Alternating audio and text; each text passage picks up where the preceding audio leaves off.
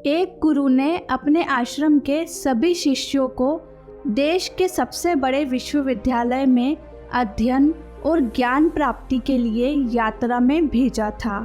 अध्ययन का समय पूरा होने पर एक शिष्य को छोड़कर बाकी सभी शिष्य आश्रम में गुरु के पास वापस लौट गए।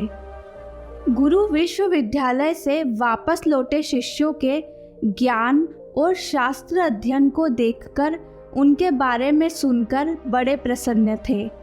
शिष्यों ने बहुत सारे शास्त्रों और ग्रंथों को कंठस्थ कर लिया था। कुछ महीनों बाद वह पीछे छूटा हुआ शिष्य भी आश्रम वापस लौट आया। गुरु ने उस शिष्य से कहा, तुम सबसे बाद में आए हो, इसका मतलब तुम सबसे ज़्यादा सीख कर आए हो। उस शिष्य ने कहा, मैं कुछ सीख कर नहीं आया हूँ, बल्कि आपने जो कुछ भी सिखाया था उसे भी मैं भूल आया हूँ। इससे ज़्यादा निराशाजनक उत्तर गुरु के लिए क्या हो सकता था। उस दिन के बाद से गुरु की नज़रों में उस शिष्य के प्रति स्नेह और सम्मान थोड़ा कम हो गया था। उस दिन के बाद से उस शिष्य के साथ में बिल्कुल भी अच्छा व्यवहार नहीं होता था। उस शिष्य को आश्रम के सबसे उपेक्षित व सबसे मुश्किल कामों को करने के लिए दिया जाता था। ऐसे ही कुछ दिन गुजरे। फिर एक दिन वह शिष्य दोपहर में अपने गुरु की मालिश कर रहा था। पीठ की मालिश करते वक्त अपने आप ही उसके मुंह से निकल गया, मंदिर तो बहुत सुंदर है, लेकिन अंदर भगवान की मूर्ति ही नहीं है। यह शब्दों को सुनकर गुरु के क्रोध का ठिकाना नहीं रहा। निश्चित रूप से ही यह शब्द गुरु के लिए ही कहे गए थे। उनके उस सुंदर शरीर को ही शिष्य ने मंदिर कहा था। गुरु के क्रोध को देखकर शिष्य जोर जोर से हंसने लगा। यह ऐसा था मानो किसी ने आग में ही घी डाल दिया हो। क्रोध में आकर गुरु ने अपना अपमान करने के आरोप में उस शिष्य को आश्रम से बाहर निकाल दिया। फिर वह शिष्य कुछ दिनों के लिए गायब हो गया। फिर एक दिन गुरु अपने कक्ष में बैठकर शास्त्रों का अध्ययन कर रहे थे। तभी अचानक ही कहीं से वह शिष्य आकर गुरु के पास बैठ गया।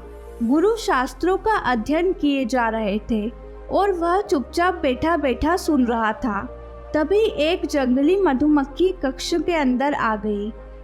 फिर वह उस कक्ष के बाहर जाने का रास्ता खोजने लगी। द्वार तो अब भी खुला हुआ ही था, वही द्वार जहाँ से वह अंदर आई थी, लेकिन वह अंधी होकर व्यर्थ ही बंद खिड़की से बाहर जाने का प्रयास कर रही थी। इस व्यर्थ प्रयास में वह बार बार खिड़की से टकराकर खुद को घायल कर रही थी। उसकी भिनभिनाहट लगातार कक्ष के शांत वातावरण में गूंज रही थी। तभी अचानक ही वह शिष्य खड़ा हुआ और जोर जोर से चिल्लाते हुए उस मधुमक्खी से बोला, अरे ना समझ, वह द्वार नहीं दीवार है, जरा रुक और देख, वापस जाने का भी द्वार वही है जहाँ से तू अंदर आई थी। उस मधुमक्खी ने तो नहीं, परंतु उन गुरु ने इस बात को सुना और उन्हें द्वार मिल गया। गुरु ने पहली बार उस शिष्य की आंखों में बड़े ध्यान से देखा और उन्होंने पाया कि यह शिष्य अब वह इंसान नहीं था जो यात्रा में गया था। यह तो एकदम ही अलग इंसान था। यह एकदम ही अलग आंखें थी। उस शिष्य ने जो कुछ भी वहाँ सीखा था वह कोई साधारण सीख नहीं थी। उसने कुछ सीखा नहीं था, बल्कि उसने तो कुछ जान लिया था, कुछ असाधारण, कुछ अद्भुत। गुरु ने कहा, मैं आज महसूस कर पा रहा हूँ कि मेरा मंदिर भगवान की मूर्ति से खाली है। मैं यह भी महसूस कर पा रहा हूँ कि मैं आज तक दीवार पर ही सर मारता रहा, इसीलिए मुझे द्वार कभी नहीं मिल पाया। परंतु अब मैं उस द्वार को पाने के लिए क्या करूं? ऐसा क्या करूं कि मेरा मंदिर भगवान से खाली ना रहे।